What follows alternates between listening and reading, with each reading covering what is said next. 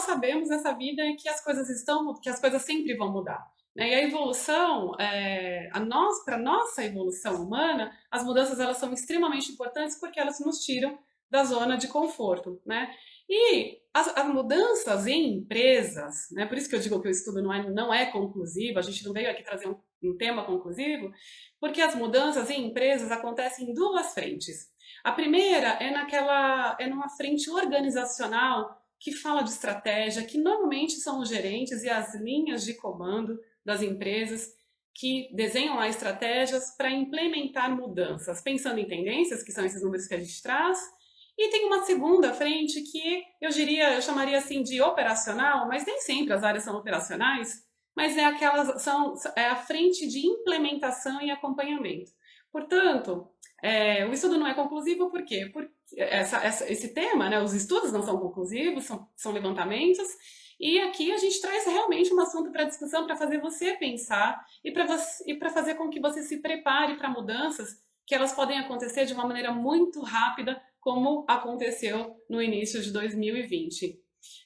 E muitas lideranças não estavam preparadas, até porque no Brasil a gente tem uma cultura de comando e controle, né? Ou seja, a gente lidera com autoritarismo, então a gente tem um pouco de desconfiança se o profissional vai produzir ou não, se a gente precisa, às vezes a gente tem aquela sensação de que a gente precisa monitorar o trabalho e sim, a gente precisa acompanhar, a gente precisa facilitar, a gente precisa influenciar, mas a desconfiança ela não é o melhor elemento aí para se liderar uma equipe, né? E a gente percebeu, ouvindo líderes, que esse temor inicial, né, de trabalho em home office era principalmente porque as lideranças não sabiam também se autoliderar trabalhando em casa. Então, todos nós, né, temos alguns medos, enfim, aquilo que a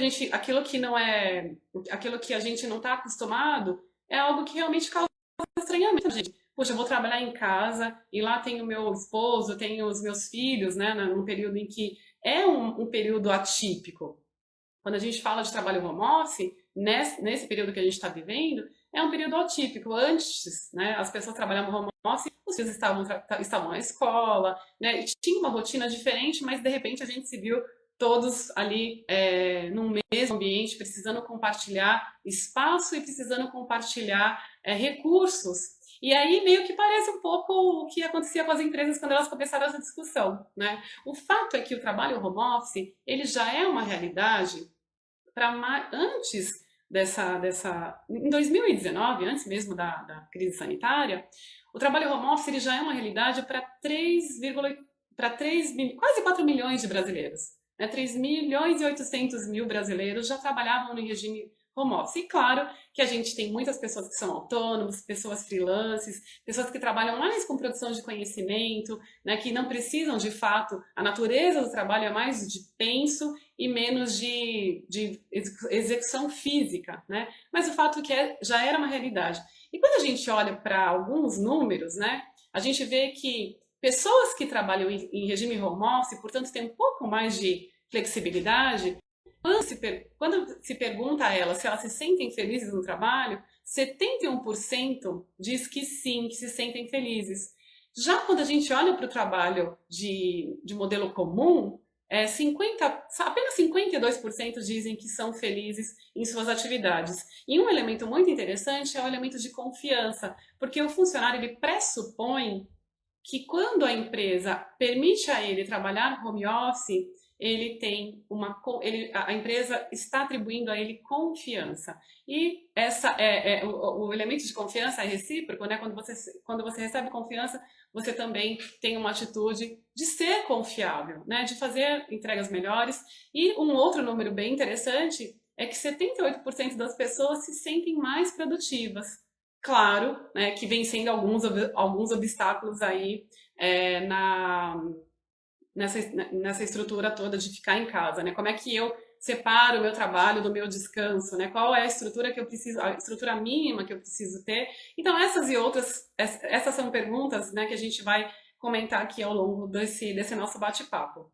Bom, gente, então, como eu falei, né, as mudanças acontecem, elas acontecem normalmente nas empresas em duas frentes, e o que a gente sabe é que, de fato, as coisas vão mudar e a mudança ela é muito importante para a nossa evolução, né? E se a gente pensar assim, puxa, mas vamos olhar um pouquinho para a nossa história aí recente, né? Pensando aí, olhando para 10 anos atrás, 14 anos atrás, por exemplo, o smartphone é uma ferramenta, né? O primeiro smartphone lançado pela Apple tem 14 anos, foi lançado em 2007.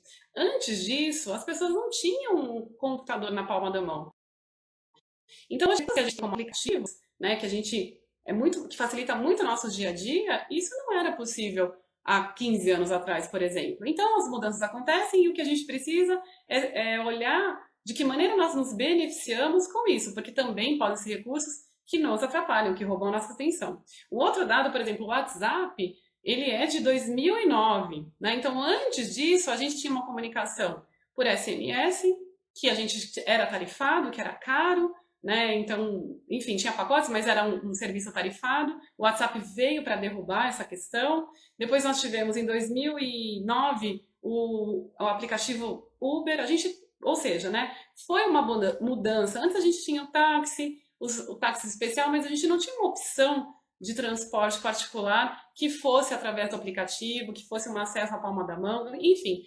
O smartphone ele mudou muita coisa. Um outro dado que eu quero trazer que eu acho muito importante para falar, né, do quanto o ser humano se acostuma a mudanças e o quanto a mudança é importante para a evolução do homem, é a questão do internet banking, né? Os aplicativos de banco, eles são datados o mais antigo de 2008, né? E a consolidação do uso do internet banking, ele veio em 2017, quando mais de 59 milhões de pessoas no Brasil fizeram transações bancárias, né? Que eles eram aí 59 milhões de usuários realizando transações bancárias, que não só consulta de saldo, mas que também transferências. E se a gente avançar um pouquinho mais, quando a gente olha no volume de transações bancárias, de 100% em 2014, 52% representava a transação bancária realizada através de um aplicativo. Avançando um pouquinho para 2019, esse percentual passou para 67%. E já no início de 2020, em abril, logo quando teve a movimentação aí da crise sanitária, esse número passou para ser acima de 80%.